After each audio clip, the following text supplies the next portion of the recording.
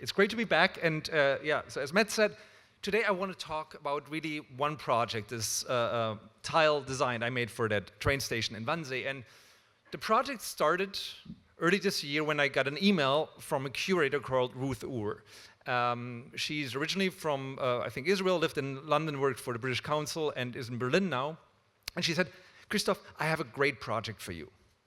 And that's the moment where I always cringe, because it's nice when people come to us with great projects, but usually my experience has been a great project in the mind of curators is often something where they have their own ideas and then they want you to kind of execute it. But my biggest fear always with projects that also go out of my usual work, which is more print or web related, is that it ends up being 10% design and 90% emails, phone calls, easing people's clients. Of course, there's a lot of money involved, so people have very valid concerns. I just don't want to spend my life like that. But my wife had worked with Ruth on a board of a museum. She said, she's amazing, just keep talking to her. And then Ruth said what it's all about. And as Matt said, it was about redesigning that. And I felt, okay, the bar is not that high. I might be able to manage it. And so coming up with new images for these walls of this pedestrian tunnel in Wannsee. And I said, I would love to do this, but only under one condition. I want to do the art, and I'm going to give it my best shot, and then you have to deal with the client. And dealing with the client means you tell them, that's it. If you love it, we'll do it. If you don't love it, no problem, no money involved, but then that's it. And I thought that she would give me some pushback and say, oh, but I need you to kind of come to the meetings. But she said, this, in my opinion, is the only way you can ever make a real kind of artistic project done. If you go to clients and say, look, we want your enthusiasm. We bring our enthusiasm, and if it meets, especially for a real kind of artistic project, you can't discuss that. You can't crowdsource it. You can't have all these meetings to make it happen. So I said yes, and the one thing I knew after 5 minutes when I started my design work was that I was going to use tiles, because tiles are, of course, in that subway station, but tiles are in every subway station in the world. They're relatively cheap, they're durable, but for me, most importantly, they were the only material that I had any experience with when it comes to architecture, because the one kind of like architecture project I had done before was I had redesigned one of the bathrooms in our house when we moved from New York to Berlin. I was afraid that my kids would not like it, and they love the New York City subway, so I thought, okay, I'm going to give you the New York City subway map, fold it into the bathroom as a tile drawing. So I knew that it was possible to work with these, and that it was really like making a three-dimensional pixel drawing. And I work in a lot of different styles, but a pixel drawing is something that actually keeps coming back because I love the ultimate abstraction of it. My first book that I published right after school was actually a series of really 32 by 32 pixel icons, these portraits. So that's the art spread here with Giacometti, Malevich, Toulouse-Lautrec, Christo, and so forth. Of course, you have to have the knowledge, but it's really about making something as simple as possible and then having the user or having the reader project their own experience and knowledge into an image. And this is something where pixelation and abstraction, I think, is terrific. So I knew pixels and tiles. That was the one thing that was said. Now the project was really, it's the tunnel that connects the train station through the lakeside in Wannsee. Wannsee is on the southwest side of Berlin. You get here by train, or you can take the bike through the woods, and then it's defined by up there you see the beach. This is really like the Berlin city beach, and then there's a lot of fancy mansions and yacht clubs around the lake. It's really known simultaneously for two separate things. The one is the beach. This is by a famous Berlin illustrator, Heinrich Zille, from 1902, a drawing where this is where Berliners go in the summer, and you hang out. A lot of people hang out at the beach and just like have a jolly good time and yell at each other, because that's what they do. And another thing that you have is you have probably Berlin's fanciest mansions. They are from the 18th and 19th century. And this is one of the most important ones. And like so many places in Berlin, of course, it has an incredibly dark history, because this is the place where the infamous Wannsee Conference took place. So that was on January 20th in 1942, when like the Nazi bureaucrats gathered there to really make a cold, bureaucratic plan for like the industrial killing of all the Jews in Europe.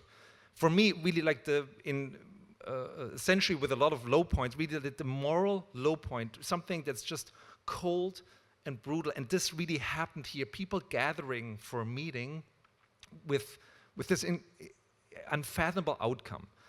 And on the other side of the lake, you have the beach. This is where people kind of enjoy themselves.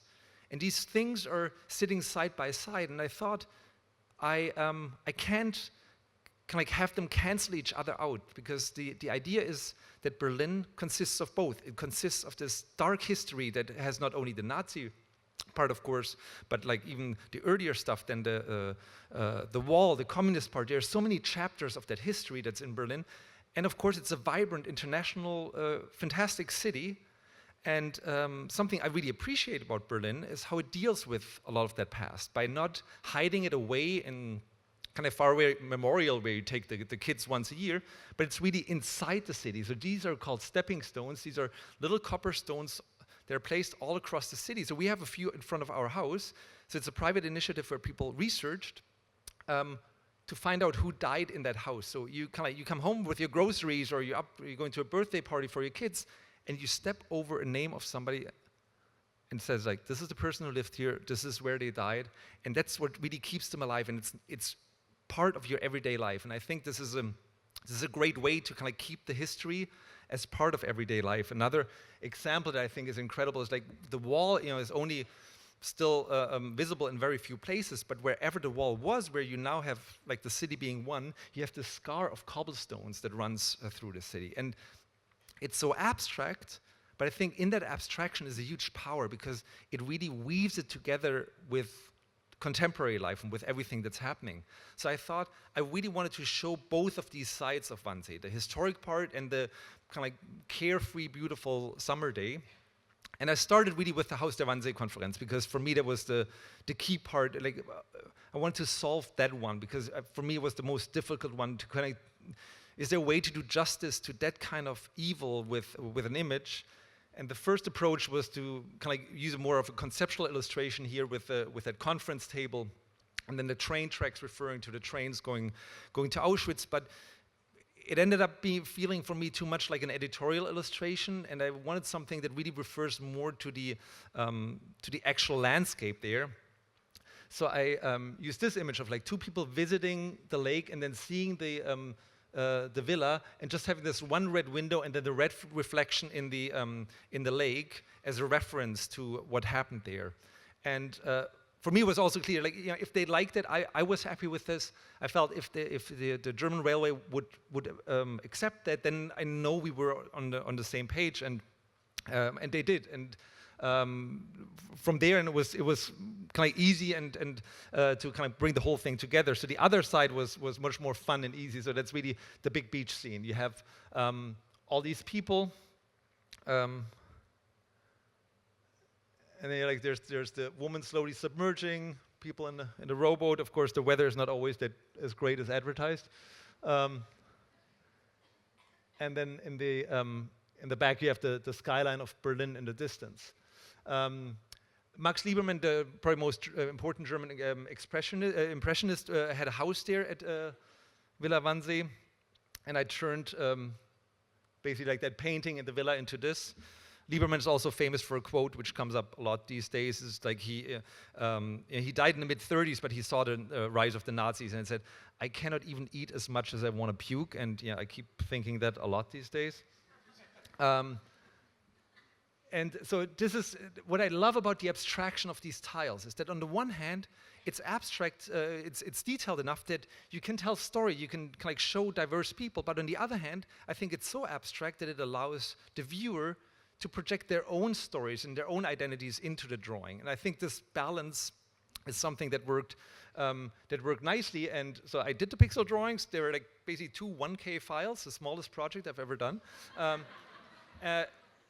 And the big challenge was, of course, now, how can I turn these pixel drawings into a real kind of like architectural thing? So I just said, okay, great, we like it, now let's go for it. We have to order the tiles. And so they needed a proper tally of each color. And so I really started to count tiles, and since I kept doing changes to the thing, it was a disaster because I spent 3 hours like, okay, I added 3 red ones and 3 light green ones, but then, wait a minute, and then thankfully I kept discovering a new feature of Photoshop, thank you Adobe, which I've never used before. It's the histogram. You know, I used it sometimes, of course, when you have a photograph and you want to see where like the light areas are, but it allows you to count pixels, which it was really made for tile designers. Because whenever I made changes, I just had to kind of like use the eyedropper, and then it gave me a perfect tally of the pixel size. So I gave the drawings to the construction people, said like, go. And they started, and I think they spent a day or two, and they said like, look, when we leave the job site, we can't even get into a car because we're dizzy by staring at these whole squares all day. And they kept making mistakes. They kept kind of like not really adding them up properly. So they said we need a proper system. So I built a grid really here with letters and numbers that gave them a better way to define where each tile goes. And I have to say, I love doing that stuff. That's where I felt like Sir Norman Foster at the illustration table. And so they had these little sketches, and then they went out there and put them together. And what was I didn't have time to go there. I was traveling a lot, so they would always send me the drawings, and I had to. They would send me photographs, and I would always have to check whether it would make sense. And then I realized that something was slightly off, and then call them back, and they had to rip out the tiles. But ultimately, it was actually an incredibly smooth project. And what I still can't believe, especially with Berlin and the whole, I don't know if you know the history with the airport, which I think now has been taking 15 years. The first call coming in January, and the whole thing was finished, completely done in October. And that considering that a huge federal institution was kind of had to give its okay, and it's 20,000 tiles that had to be ordered and installed into the right way. And that was quite incredible. And once and then at the opening day, it was the first day I could really see the entire thing in real life for the first time. And what was strange is that when we work as designers, usually the printout or the screen gives you a pretty good impression of what the final will be like. And when I walked into the space and saw the mural for the first time, it looked exactly like on the screen, but on the other hand, it was so different because it really, for the first time, felt I was walking in that illustration, and there was a completely surreal feeling. But it worked, and also, of course, there's no way you can see the entire mural at once because it's so long that you have to kind of keep walking by there. But I thought, like, a very nice side effect of that was that that you kept discovering new things, and when people kept wandering through it at the opening ceremony, they would like stop at things and then kind of run back and forth because they had discovered other things. But probably my very favorite part was that when we look at a screen, usually things are at a certain size, at a certain distance. But with these tiles, when you got very close, it was totally abstract. You could not really make sense of what it is. It's just colored tiles in kind of like beautiful colors. And then kind of as you zoom out, the image reveals itself, and you can have this effect by kind of going further away and closer to the wall, and have basically the image kind of coming in and out of focus without anything technical happening. And so this is the final mural. I'm very excited that it actually came to life, and I'm just going to show you a quick video now that I took just with a gimbal walking along